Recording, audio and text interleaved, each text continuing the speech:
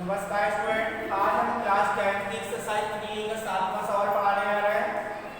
जैसे कि लिखा है कि अनुपात a1/a2, b1/b2 तथा c1/c2 की तुलना कर ज्ञात कीजिए कि रैखिक समीकरण के योग संगत है या असंगत है।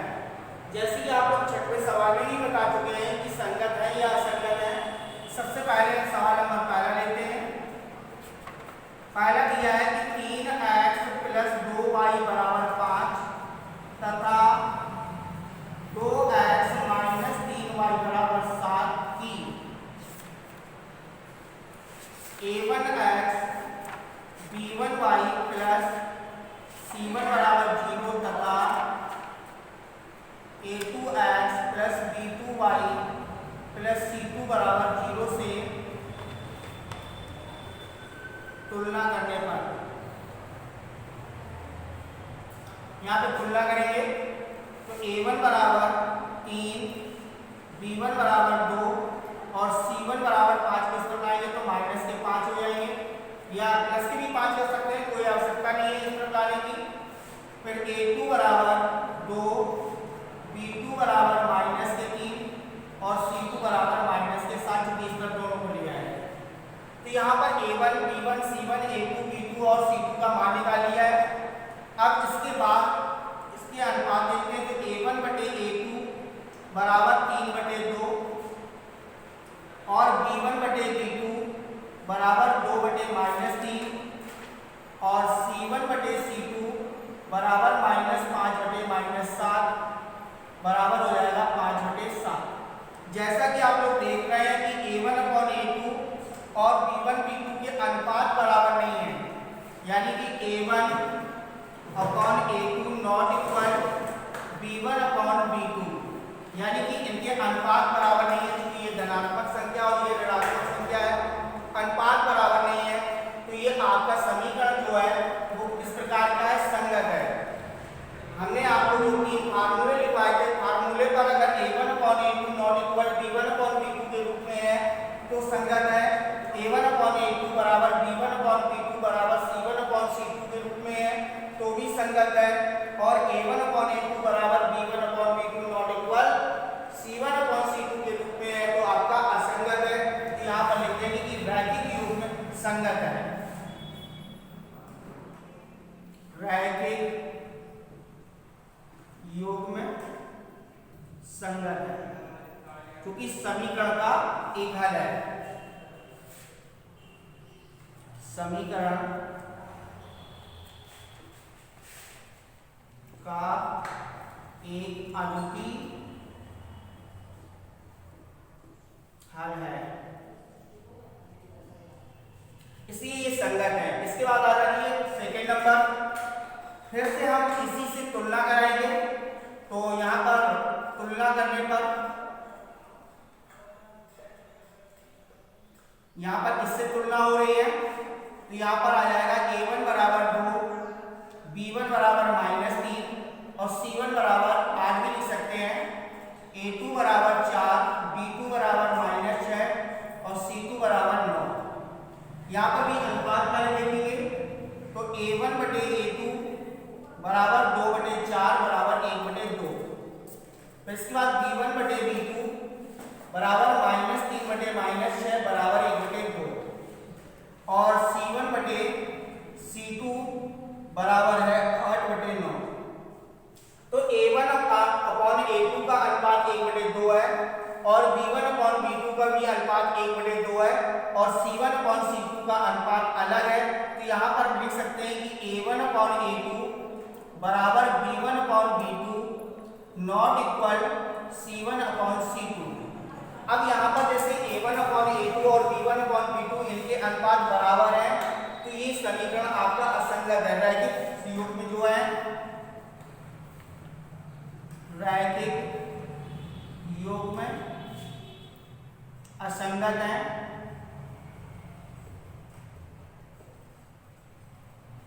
समीकरण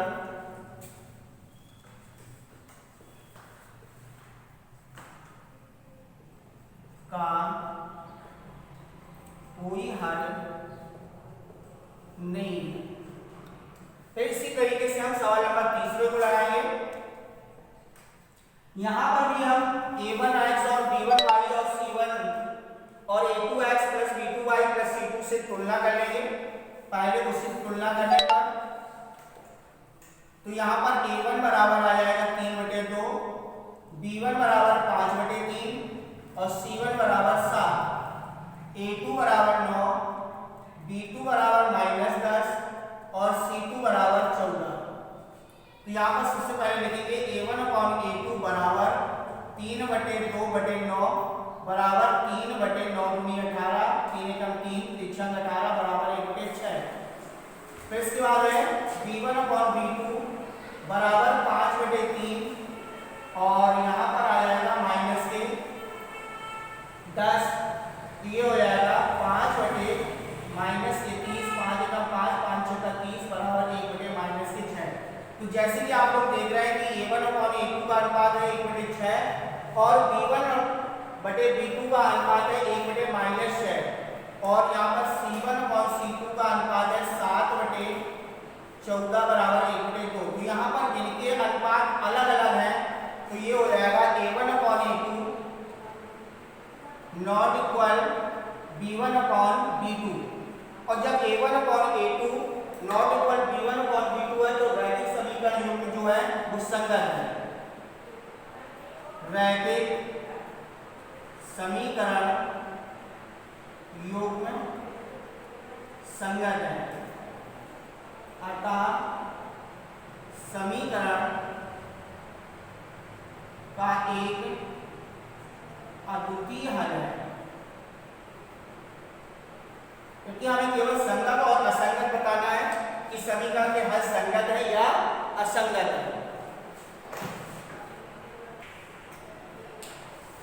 सवाल नंबर 7 का चौथा, इसमें भी आपको संगत और असंगत बताना था। तो यहाँ पर सबसे पहले हम इनकी तुलना कराएंगे।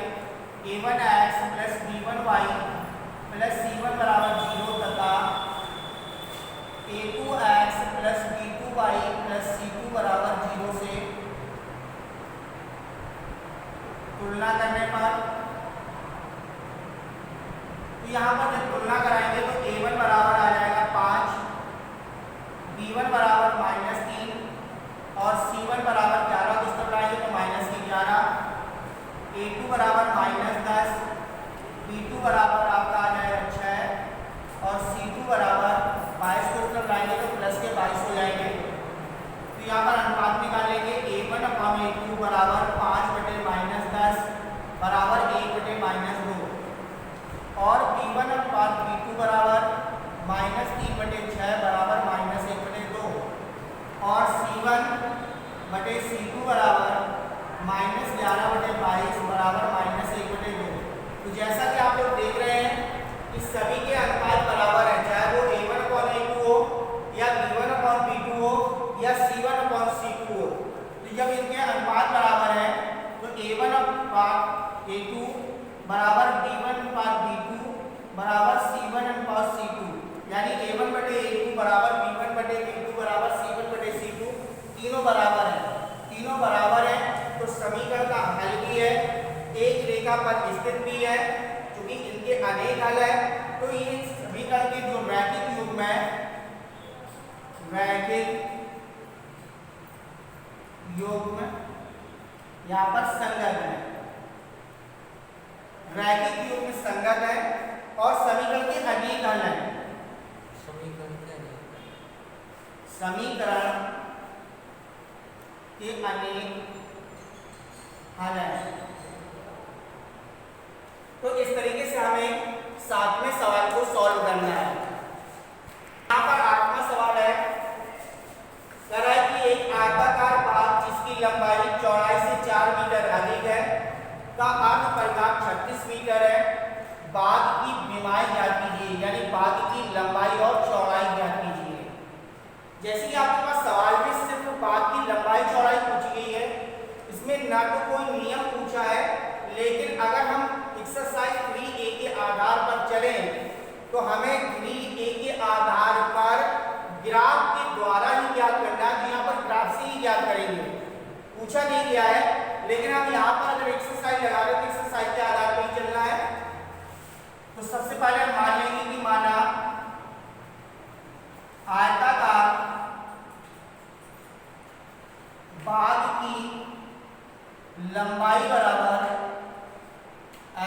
मीटर और चौड़ाई बराबर y मीटर।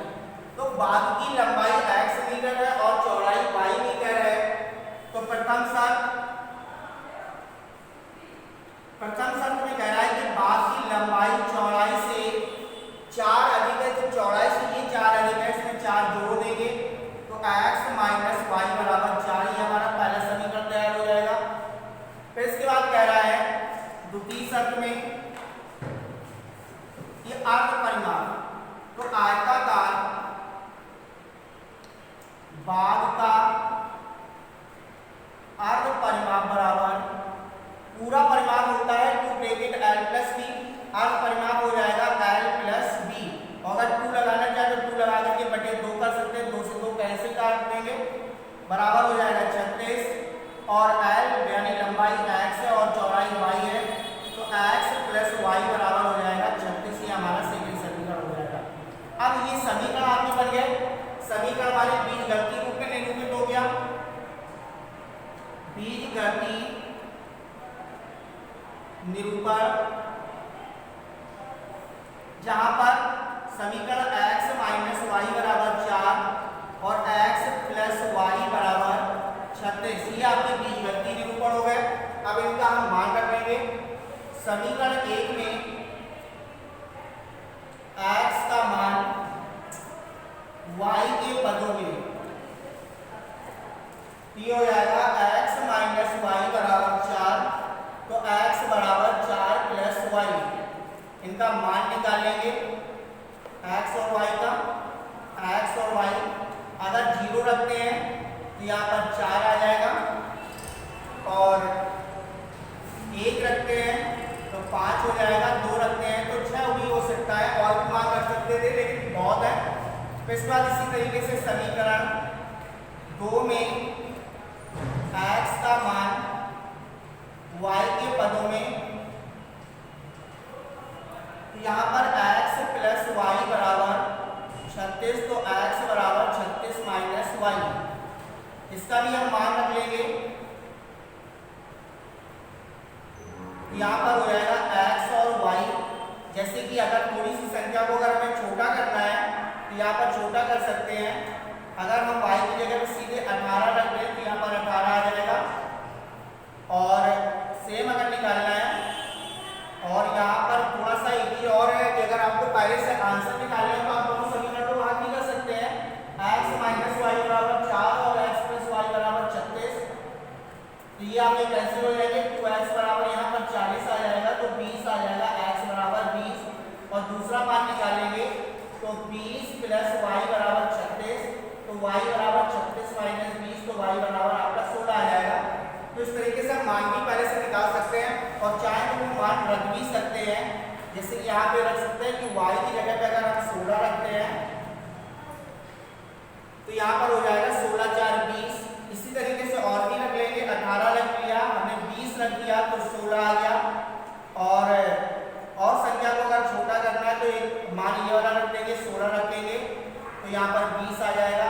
इस तरीके से अनेक मान रख सकते हैं, जिसमें से एक मान को हमें अपना अलग से निकाल के रखना है, ताकि हमें ग्राफ बनाने में किसी प्रकार की परेशानी ना हो, क्योंकि हम ग्राफ की कॉपी नहीं लिए हैं, सादा उसमें बना रहे हैं। तो ये हमें मान निकालेंगे। अब इसके बाद इसके पॉइंट ले लेंगे, सभी प्लस के हैं,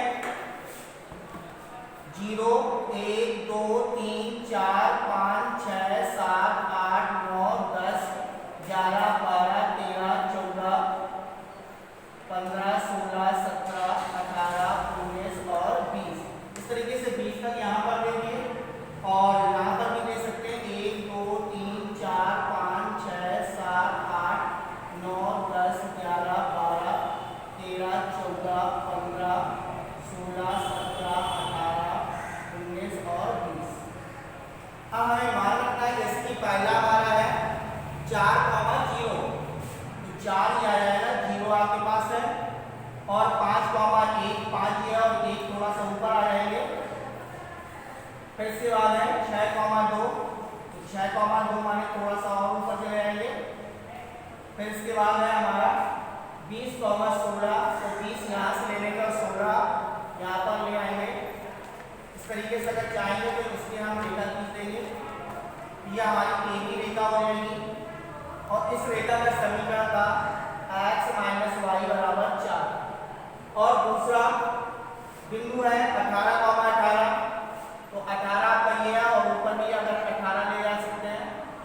फिर इसके बाद है 16,20, तो 16 ये आ जाएगा और 20 थोड़ा ऊपर चला जाएगा।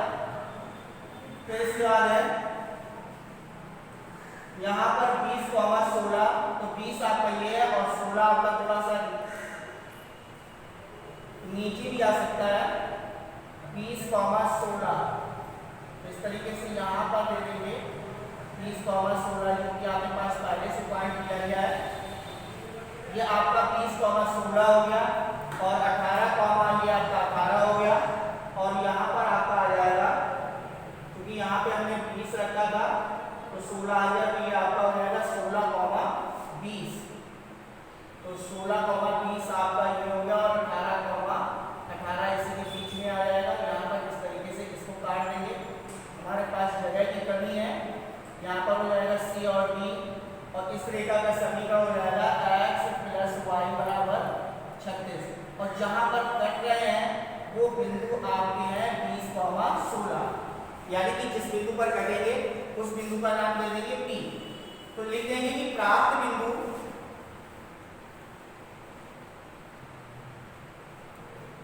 4,0, 5,1, 6,2, 20,16 ए बी रेखा पर तथा 18,18, 16,20, 20,16 सी डी रेखा पर बिंदु P पर प्रच्छेद करती हैं। तो P के निर्देशांक हो जाएंगे, P के निर्देशांक 20,16, तो x बराबर 20 और y बराबर 16। तो विमाएं हो जाएंगी कि आयत की लंबाई बराबर